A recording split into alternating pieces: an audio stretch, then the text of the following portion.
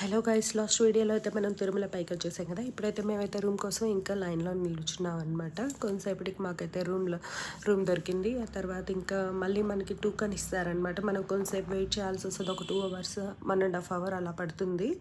ఇంకా మేమైతే వెయిట్ చేస్తున్నాం. అక్కడైతే ప్రసాదం పెడుతూ ఉన్నారనమాట వేడిగా.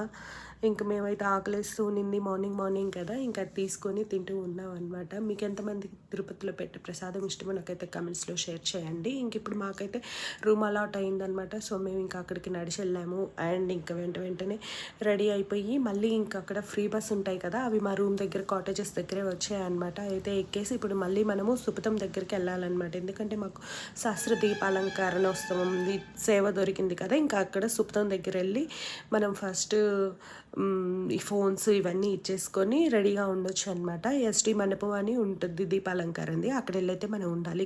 ఇక్కడ చూస్తున్నారా, ముక్కోటి ఏకాదశి అని చెప్పాను కదా, డెకరేషన్ అయితే ఇలా చేస్తూ ఉన్నారు. నెక్స్ట్ వీడియోలో మనమైతే దీపాలంకరణ అయితే చూద్దాం.